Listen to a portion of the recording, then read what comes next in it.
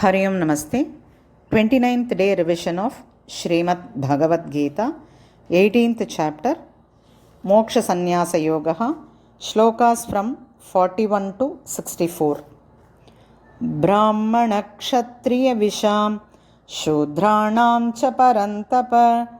Karmani Pravibhaktani Swabhava Prabhavairgunaihi Shamodamastapashaucham क्षान्तिरार्जवमेव च ज्ञानं विज्ञानमास्तिक्यं ब्रह्मकर्म स्वभावजं शौर्यं तेजो धृतिर्दाक्ष्यं युद्धे चाप्य पलायनं दानमीश्वरभावश्च क्षात्रं कर्म स्वभावजं कृषिगौरक्ष्य वाणिज्यं वैश्यकर्म स्वभावजं परिचर्यात्मकं कर्म शूद्रस्यापि स्वभावजं स्वे स्वे कर्मण्यभिरतः संसिद्धिं लभते नरः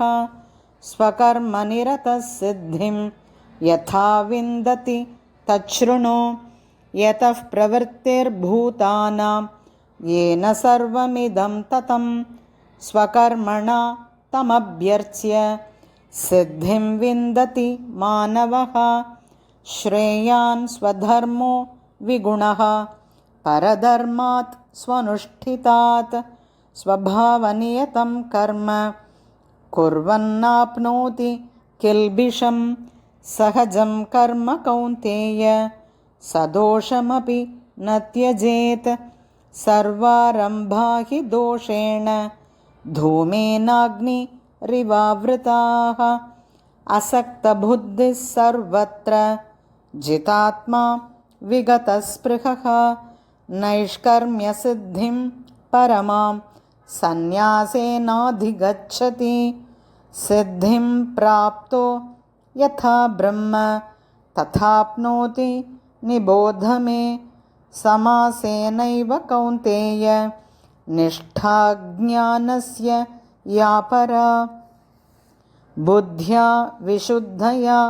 युक्तः धृत्यात्मानं नियम्य च शब्दादीन् विषयान् त्यक्त्वा रागद्वेषौ व्युदस्य च विविक्तसेवी लघ्वाशी यतवा कायमानसः ध्यानयोगपरो नित्यं वैराग्यं समुपाश्रितः अहङ्कारं बलं दर्पं कामं क्रोधं परिग्रहं विमुच्य निर्ममः शान्तः ब्रह्मभूयाय कल्पते ब्रह्मभूतः प्रसन्नात्मा न शोचति न काङ्क्षति समः सर्वेषु भूतेषु मद्भक्तिं लभते परां भक्त्या मामभिजानाति यावान् यश्चास्मि तत्त्वतः ततो मां तत्त्वतो ज्ञात्वा विशते तदनन्तरं सर्वकर्माण्यपि सदा कुर्वाणो मद्व्यपाश्रयः मत्प्रसादादवाप्नोति शाश्वतं पदमव्ययम् चेतसा सर्वकर्माणि मयि सन्न्यस्य मत्परः बुद्धियोगमुपाश्रित्य मच्चित्तः सततं भव मच्चित्तः सर्वदुर्गाणि मत्प्रसादात् तरिष्यसि अथ चेत्त्वमहङ्कारान् न श्रोष्यसि विनङ्क्ष्यसि यदहङ्कारमाश्रित्य न योत्स्य इति मन्यसे मिथ्यैष व्यवसायस्ते प्रकृतिस्त्वां नियोक्ष्यति स्वभावजेन कौन्तेय निबद्धस्वेन कर्मणा कर्तुं नेच्छसि यन्मोहात् करिष्यस्य वशोऽपि तत् ईश्वरः सर्वभूतानां हृद्देशेऽर्जुन तिष्ठति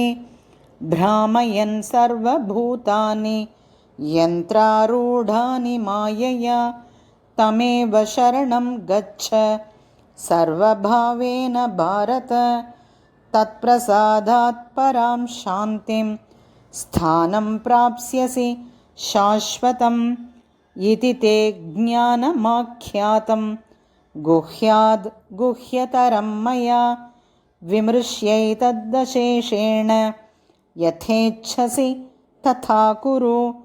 सर्वगुह्यतमं भूयः शृणु मे परमं वचः इष्टोऽसि मे दृढमिति ततो वक्ष्यामि ते हितं हरिः ओम्।